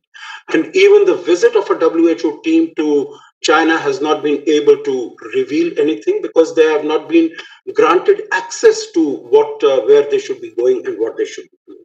So whether it is other agencies of the United Nations, both India and EU, we are on the same side, we are on the same page, we need to work together. There is on the issue of the climate change also, we have been working together, because when 2017, Mr. Trump decided to move away from Paris climate change accord, India and European Union started even further strengthen their cooperation. EU has come up with a carbon neutral strategy by 2050. We need to have a discussion. India has made huge progress in terms of promoting renewable energy, 450 gigawatts of renewables by 2030, which is the end of the tenure of the Sustainable Development Goals. The third aspect that I would like to flag, and I'll just take 2-3 minutes more, I know my time is finishing. The third aspect that I would like to mention is the Indo-Pacific. Because Indo-Pacific, there are 3 countries which have come out with their Indo-Pacific strategy. I don't want to go into the history of this. I think all the research scholars would be aware, or they should bring themselves up to date with this, because this is what is going to determine not only peace, security, stability, but also economic vitality of the world in the coming period. So we have 3 of the EU countries which have come out with this strategy: France in 2018, Germany last year, and Netherlands recently. And although Britain, UK is not a member, but still they have also made statements, although they have not come out with a strategy. Now, in 2020, when we had on 15 July, when we had the summit, the virtual summit between EU and India, and I would like to underline that I think the interest of both sides is huge in taking our relationship forward. Just to give you an example, over the last 6 years, when Prime Minister Modi has been in office, he traveled 16 times to Europe, to the European countries. 5 out of these 7 summits that were organized in the virtual format by Prime Minister Modi were with EU member countries. So I think this will give you an idea. Even at the level of the foreign ministers, he interacted with more than 20 of his colleagues over this period with the European colleagues. So I think this gives an idea of the importance that is attached by the government to its relations with the European Union. So coming back to Indo-Pacific, there are, for the first time, the concept of Indo-Pacific was mentioned in the summit statement, in the joint program of action that was issued last year in July when the virtual summit took place. So I think the EU also needs to come up with its own Indo-Pacific strategy. If it is not able to come up with that, although whether it is the EU Council President, Chris Michel, or it is Ursula von der Leyen, the Commission President, both of them have said that they want EU to be a geopolitical commission. So they want more in terms of security, in terms of defense, in terms of peace issues, also to get involved in a much better way. So I think we will need to have this very clear dialogue with the EU in terms of where we can work together as far as Indo-Pacific is concerned, and also going forward, whether it is the Quad or it is the Malabar exercises. It is individual countries which could participate or become part of the Quad. So I think that is very important. The last aspect that I would like to mention, because there are others also, But the last aspect that I would like to mention is of China, relations with China. I think we have been talking about a rules-based international order, and we have seen that over the last some period, China has been anything but respectful of a rules-based international order. We have seen in our own experience on Ladakh, we have seen in South China Sea, we have seen its disregard for the UNCLOS 1982. We have seen when it is violating its agreements on Hong Kong. And I have spoken about, briefly touched upon its weaponization of supply chains, its wolf warrior diplomacy. It's trying to sow dissensions in the European Union by promoting the 16+1 strategy. I think what has particularly sent out mixed, perplexing, and confusing signals in the world and in India is the signing of the comprehensive investment agreement on the 30th of December 2020, just before Germany was to give up its presidency. And this after the National Security Advisor, the incoming National Security Advisor, Jake Sullivan, had suggested that EU might withhold going on to this agreement with China because they would like to discuss this with Europe. But this undue hurry to sign this particular agreement, I'll not go into the merits of the agreement, not only because I don't have the time, but I think the fact that it has signed the agreement also sends out a message that China is trying to to fracture the transatlantic alliance and the transatlantic partnership. So in all these areas, whether it is trade, human rights, rules-based international order, is it possible that China can have a trade route on one particular route and a parallel route on all the others, and there is no intermix? This is what China has been trying to suggest to us, to India, that as far as your border issues are concerned, they are very separate. Let us continue our normal relations as it exists. For us, it has not been possible because we have said that our peace and tranquility in the border is essential to having normal relations with China. So I think these are the aspects that we need to look at with European Union. Maybe I've taken a little more time, Sheetal, than what you had assigned to me, but I thought it was necessary from a practitioner's point of view to lay down some of these aspects which are extremely important and which I think we will need to grapple with and, of course, confront the challenges, but also fully utilize the opportunities that await us. Thank you very much once again for your invitation. Thank you very much for choosing this subject, and I wish you all the very success in your endeavors. Thank you. Thank you so much, sir. It was really like a true practitioner. You brought everything into perspective, all the deliberations of the previous speakers into perspective, and your thoughts on the areas of synergy between EU and India was actually very thought-provoking. And also, when you talked about changing dynamics of EU and India relations, it actually made me think. So, thank you very much, sir. And thank you, sir. Now, I call upon Dr. Sheetal Sharma to announce the prizes and put, as I would say, put the whole valedictory function into perspective of the conference. Thank you. Thank you, Professor Vijita. I'm literally overwhelmed at the end of the 2 days, and I stand here enriched. And this session was absolutely fantastic in the sense that we had three distinguished individuals. The first one, Shri Anurag Punetha ji.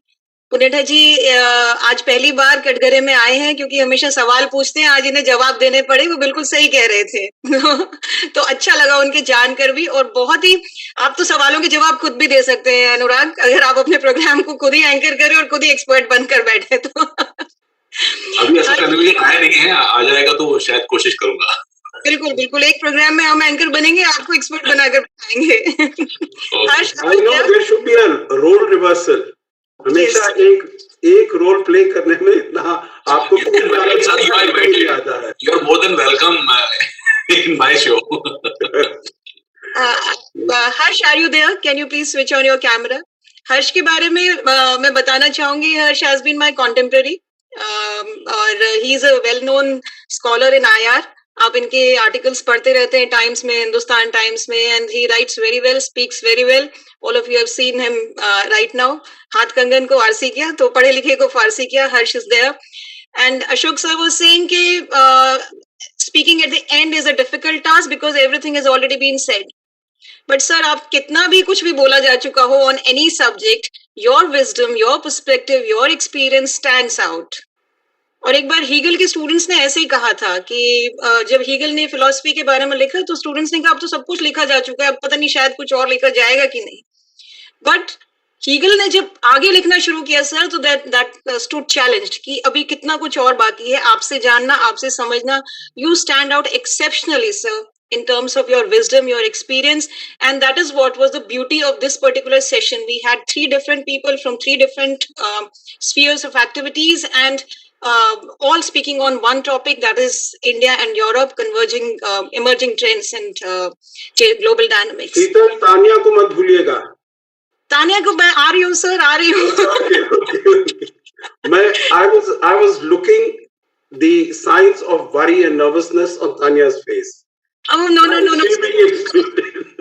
Tanya, sir, I was going to speak about you closer to, 8th of March. और हम निकट पहुंच रहे हैं. I think, I know you don't understand Hindi, but as we are moving close to 8th of March, I'm so happy that we had one, female guest also on our panel. And fantastic, Tanya, you bring out a perspective that is actually related to and is relevant, significant for student community, research, innovation, science and technology. And I got an offer from somebody from science and DST talking about a collaboration in terms of, doing this. And at that point of time, we were thinking of organizing this YRC. The beauty of this YRC, as everybody has pointed out, is to engage young scholars. We do a lot of work, and I agree with Harsh. He says कि students को teachers जो बताते हैं, those they are their research questions and their conclusions. Please don't trust your teachers. Question them, and if you raise appropriate questions, the appropriate answers would certainly emerge in the course of time. That is what is the beauty of this. Now, on the second part of my Thanksgiving session to you, I would like to announce, that. As I was saying earlier also, this is just the beginning. Some of the wonderful takeaways from this conference has been too much of ideas that have been discussed here. Many students might have got ideas about their term paper, about their research papers, about PhD topics and all that. You're always welcome to contact any of the resource person. I take this much of liberty promising from their side that you can contact any of the resource persons in order to clarify your doubts or develop upon the ideas that you have got. The seeds have been sowing. Please think about it and act like a researcher. Start finding answers to these questions which have been raised.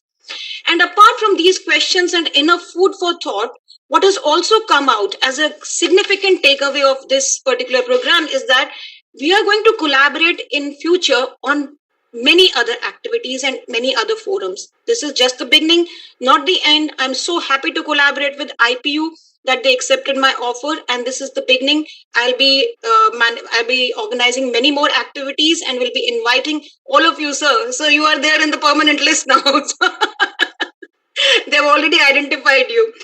And then one important thing for which I think students are also waiting, I had announced 2 best papers of every session that had been identified, but 3 best papers which will also have a cash award, and that would be given to you later on along with the memento and a gift. The 3rd prize goes to Nishita Narwal. I don't know, had it been a physical setting, then we would have clapped बहुत जोर शोर से, but the 3rd prize goes to Nishita Narwal. The 2nd prize goes to Yashika Chakravarti, and the 1st prize goes to Mahesh, Verma, Jawaharlal Nehru University.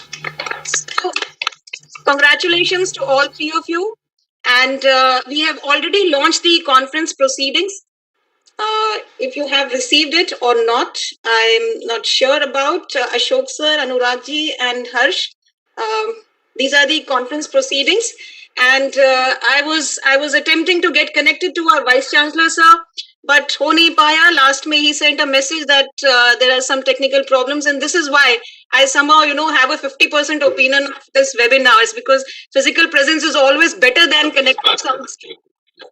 दूर ये दूरदर्शन अच्छा होता है but इतना भी अच्छा नहीं होता कई बार तो I'm so happy to have all of you here, but then I missed presence of my Vice Chancellor sir, who wanted to encourage all of us, motivate.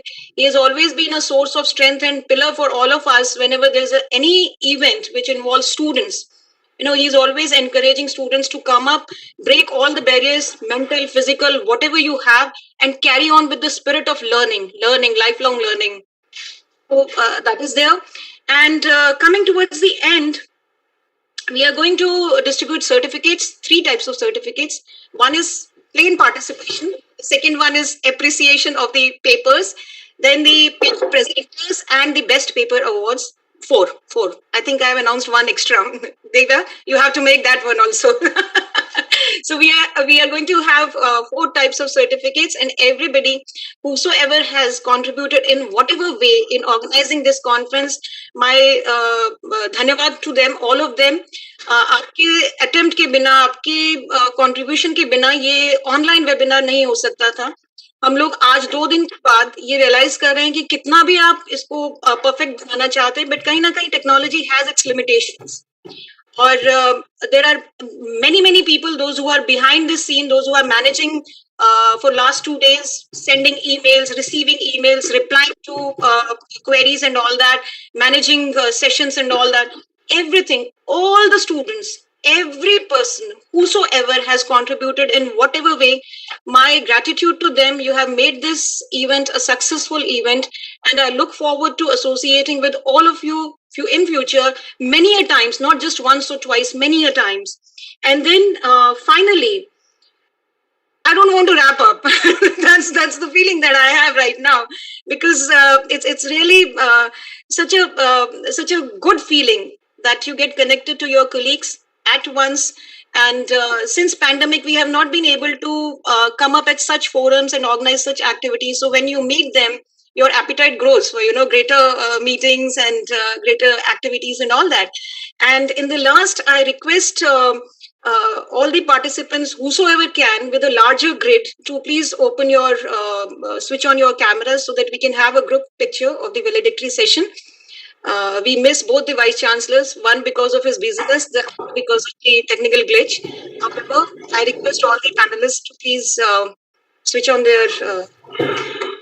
Anand, can you help us in taking a picture, please? Anand will have to join us, then only we'll be able to click a pic. Anand, can you please join, because he's the join him. Scene. Our picture is incomplete without you.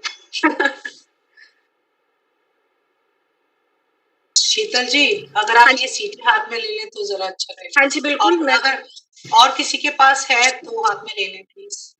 Sir, Harsh sir, Shop sir, Tanya ma'am, and Anurag sir, I will ensure that this CD reaches you as soon as possible. Either personally it will be delivered to you, or we send it through post as early as possible. Thank you. Since the option is there of personal delivery, then I demand personal delivery. I would have to come over to deliver the CD then. That's even better. Even better. Sorry.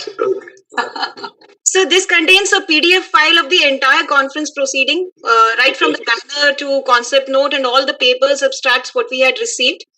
And yes, one more thing which is to be announced by Vijita ma'am, but I'll do it because I don't want anybody to be left out. Vijita ma'am and IP University is planning to organize a post-conference meet, either a high tea or lunch. I would push my envelope for lunch only. So, and I invite all the panelists. Sheetal ji, you're doing me a favor by saying this. Anurag ji, Harsh ji, and Tanya, if you are allowed to come out of your quarantine, and Ashok ji, we'll be absolutely delighted and honored if you could join us on 15th of March from 2 to 3 for an interaction with the Vice Chancellor, Guru Gobind Singh Indraprasth University, and prize distribution for Young Researchers Conference. It'll be our utter honor and privilege to have you with us. And just in case, as I was offering to Professor Ambassador, sorry, academics में रहते रहते professor कहने की आदत हो जाती है. As I was offering to Ambassador Sajanhar, just in case you have any issues in mobility, kindly let me know. I'll send across the cab to fetch you, and it'll be a great honor to have you all with us. Thank you very much, Sheetal and Vijita ji, Diksha, Divya. I have to rush for another engagement which starts in 2 minutes. Okay, sir. I would like to sort of, express my deepest appreciation and gratitude for your all your courtesies, all your warmth. It's really been wonderful being here with you. आप अभी बता रहे थे बात में आप professor कह देते हैं, तो मुझे भी प्रोफेसर सुनना भी बड़ा अच्छा लगता है और मैं सुनने का काफी आदी भी हो गया हूँ अभी.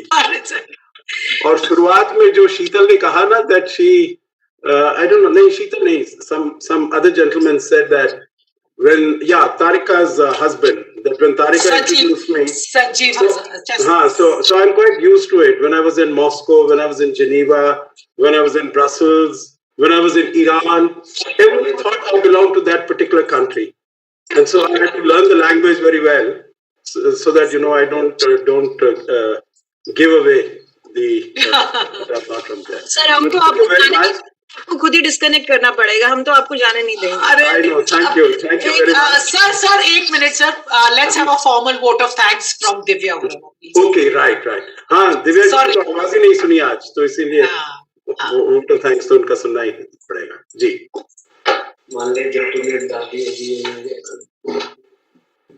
Divya, you got to unmute yourself. Unmuted तो है. नहीं.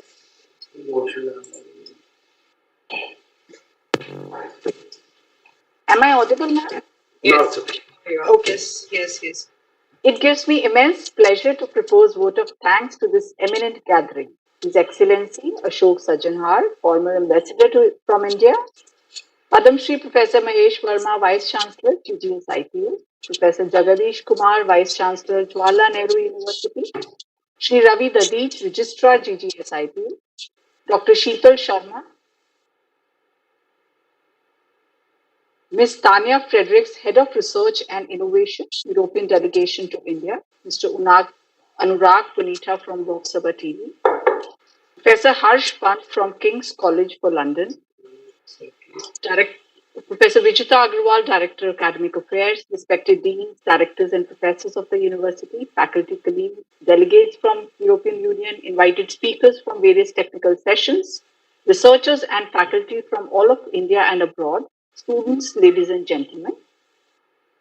I, on behalf of GGSIPU family, JNU family, invited guests, and on my own behalf, extend you, His Excellency Ashok Sajanharji, heartfelt thanks for gracing the occasion and enlightening us with his words of wisdom.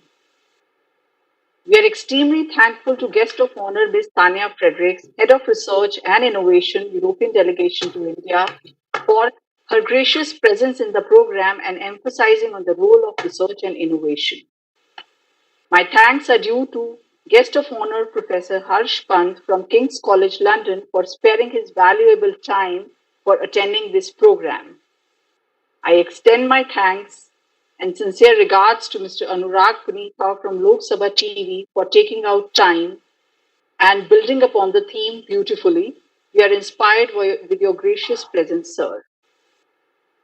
I would like to take this opportunity to express our hearty thanks to Padma Shri Professor Mahesh Verma, Vice Chancellor Guru Gobind Singh Indraprasth University, for providing vision and leadership and making his positivity flow through this campus. I extend my thanks to Professor Jagadish Kumar, Vice Chancellor of Jawaharlal Nehru University, for his support and undertaking this collaboration with GGSIPU through this event. Although Sir could not join due to technical breakdown, but his blessings and his vision will always guide us. We are very thankful to Shri Ravi Dadich, Registrar, GGSIPU University, for their support and valuable guidance. My heartfelt thanks are due to Dr. Sheetal Sharma, Principal Investigator, Monnet Module, Faculty Center of European Studies, JNU, for collaborating with GGSIPU and conceptualizing this program, providing financial support under Monnet Erasmus program, Jawaharlal Nehru University. We look forward for a long-term collaboration with you, ma'am. I also wish to express my gratitude to Professor Vijita Aggarwal, Director International Affairs, GGSIPU, for always standing by us and encouraging us during the process of organizing this conference.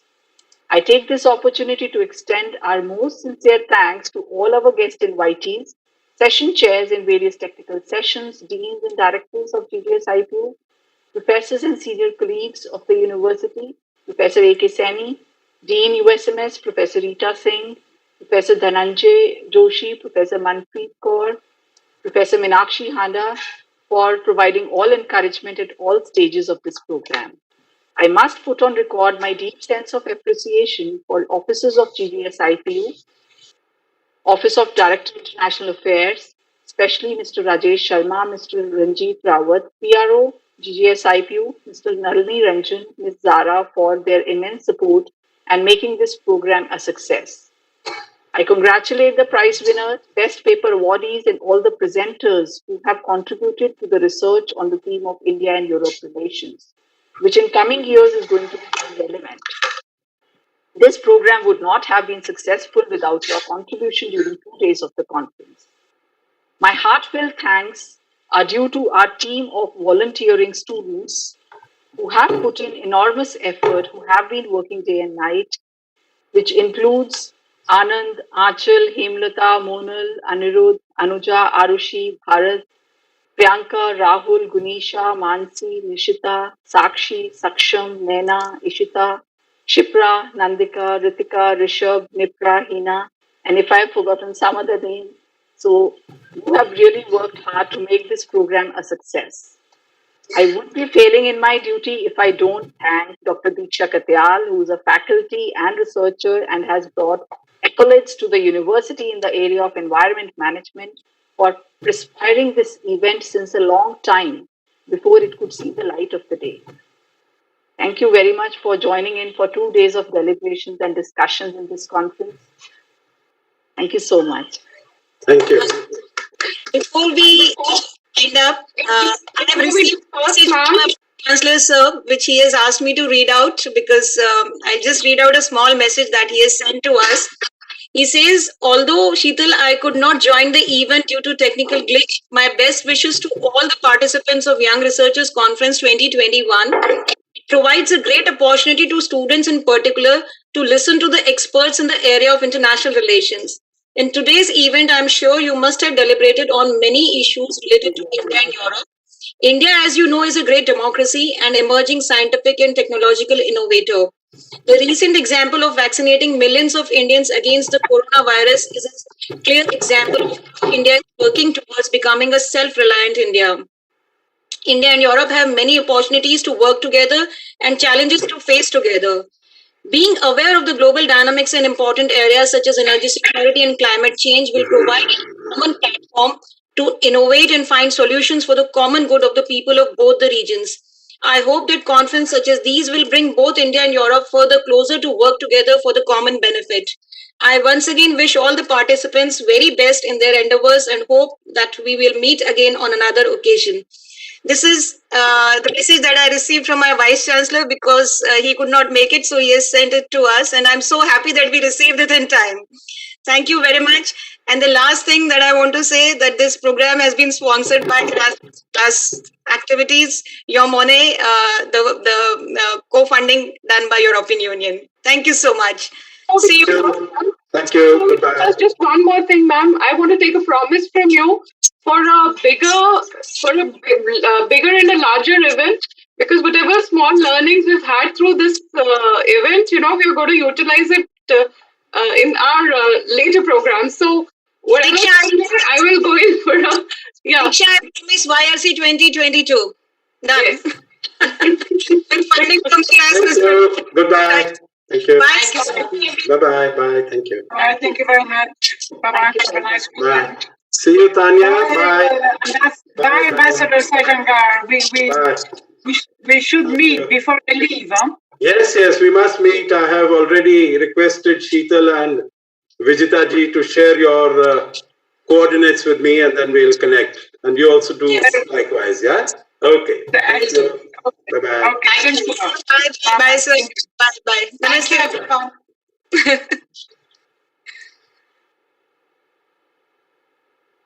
Anurag ji बहुत बहुत धन्यवाद. Dhananjay sir, thank you. Dhananjay sir stayed with us all through. Even Anu ma'am was there. She also stayed with us all through the program. So thank you to both of you.